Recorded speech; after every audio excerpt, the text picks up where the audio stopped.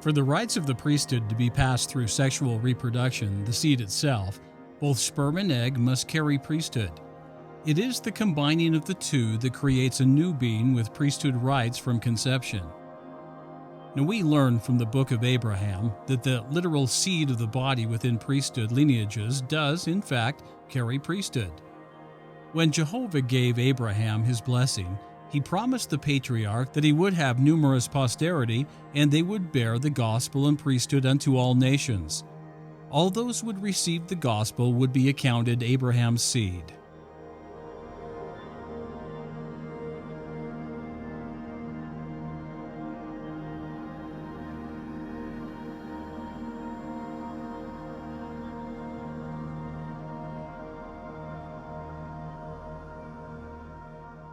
The Lord then delves into deeper doctrinal matters. He promises Abraham that he will bless them that bless him, and curse them that curse him. The Lord first equates seed with priesthood and then informs the patriarch that the right of this priesthood would continue, and through his seed, the seed of the body, would the families of the earth be blessed.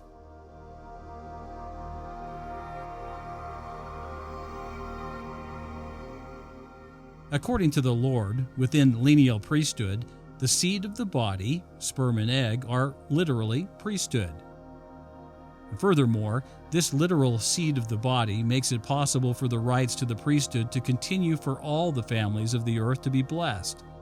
Or, more plainly, as the seed creates new life through the procreative act, it also transmits the priesthood and its blessings to that new child.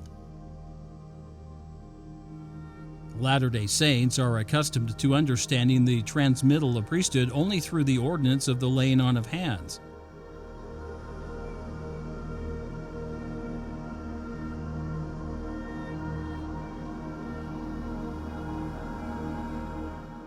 But the Scriptures document the fact that priesthood can be conferred in other ways.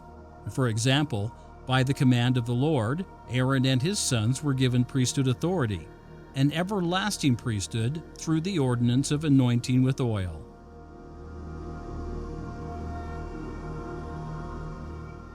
Moses anointed Aaron by pouring oil on his head.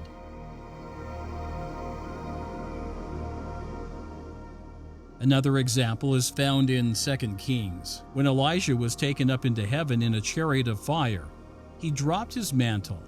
Elisha picked up the mantle and immediately used it to part the waters of the river Jordan. The sons of the prophets saw the event and recognized that Elijah's power and authority had been given to Elijah through the mantle.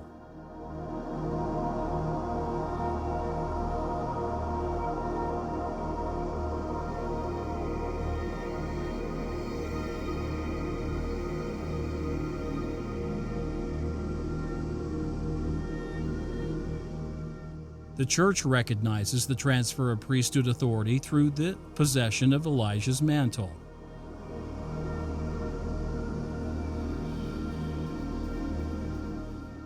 In fact, this story has become emblematic of the priesthood authority of the President of the Church.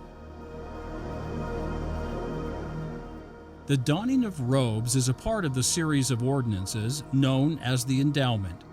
Male and female put on priesthood robes, preparatory to officiating first Aaronic and then Melchizedek priesthood ordinances.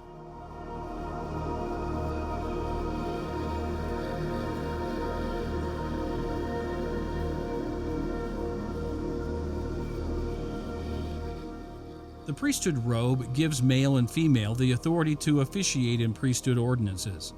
Putting on the robes, like putting on the mantle, is an ordinance conferring priesthood. Ordinances, at their basic level, are simply acts according to a command or authorization, especially those instituted by God. So says the Encyclopedia of Mormonism.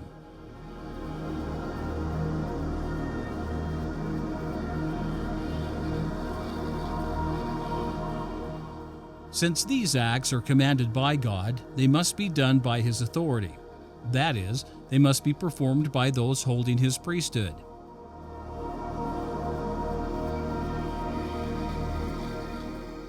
The Church Handbook 2, Administering the Church, defines ordinance as a sacred act performed by the authority of the priesthood.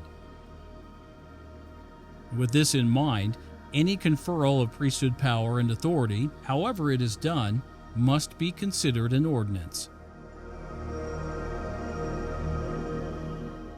Moses conferred priesthood upon Aaron and his sons through the act of anointing. Elijah conferred priesthood upon Elisha by giving him his mantle.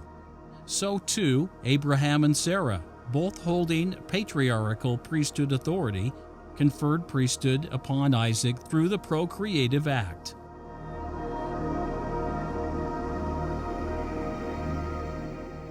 The combining of both their literal seed of the body passed the priesthood to the new living being, later named Isaac.